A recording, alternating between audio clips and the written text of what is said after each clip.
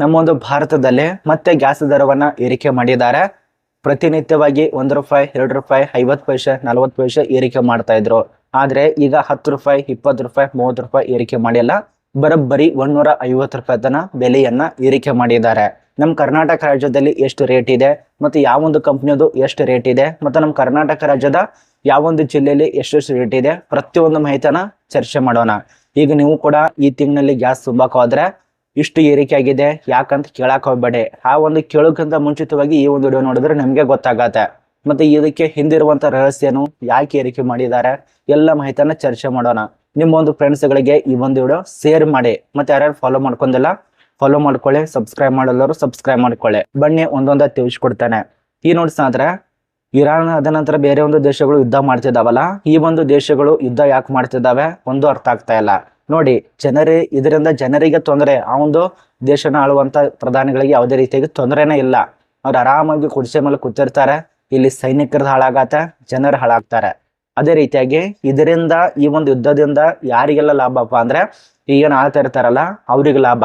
ಮೊದಲನೇದಾಗಿ ರೇಟ್ ಜಾಸ್ತಿ ಆಗತ್ತೆ.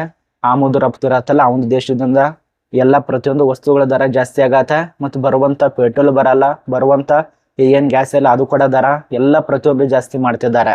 ಈ ಒಂದು ಯುದ್ಧ ಮಾಡ್ತಾ ಇರೋದು ಬಹುಶಃ ದರ ಹೆಚ್ಚಿಗೆ ಮಾಡೋ ಸಲುವಾಗಿ ಅನಿಸುತ್ತೆ. ಅದ ನಂತರ ಇನ್ನೊಂದು ಮುಖ್ಯ ಕಾರಣ ಏನಪ್ಪಾ ಅಂದ್ರೆ ಆ ಒಂದು ಫೈಲ್ ಬಂತಲ್ಲ, ಆ ಒಂದು ಫೈಲ್ ಅನ್ನ ಮುಚ್ಚಿಸೋ ಸಲುವಾಗಿ ಈ ಒಂದು ಯುದ್ಧಗಳನ್ನ ಮಾಡ್ತಿದಾರೆ ಅಂತ ಅನ್ಸುತ್ತೆ. ಈಗ ಮುಖ್ಯ ಪಾಯಿಂಟಿಗೆ ಬರ್ತಾನೆ. ಎಷ್ಟೆಷ್ಟಾಗಿದೆ ನಮ್ಮ ಒಂದು ಭಾರತದಲ್ಲಿ, ಕರ್ನಾಟಕದಲ್ಲಿ ಎಷ್ಟೆಷ್ಟು ರೇಟ್ ಇದೆ ಗ್ಯಾಸ್ ಎಂದು ನೋಡಿ.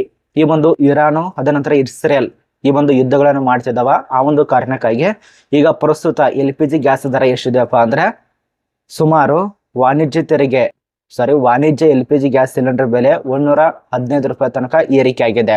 ಅಂದ್ರೆ ಅಷ್ಟು ರೂಪಾಯಿ ಏರಿಕೆ ಆಗಿದೆ. ಈಗ ಉದಾಹರಣೆಗೆ ₹800 ಅಂತ ಅನ್ಕೊಳ್ಳಿ, ಪ್ಲಸ್ ₹115 ಆಗತ್ತೆ, ₹915 ತನ ಈಗ ಪ್ರಸ್ತುತ ನೀವು ತಗೊಳ್ಳೋದಕ್ಕೆ ಸಿಗತ್ತೆ. ಮೊದಲಿಗೆ ದರ ಎಷ್ಟಿತ್ತು ಉದಾಹರಣೆ ಹೇಳ್ತಾ ಇರೋದು ನಾನು, ₹800 ಅಂತ ಅನ್ಕೊಳ್ಳಿ ಮೊದಲಿದು.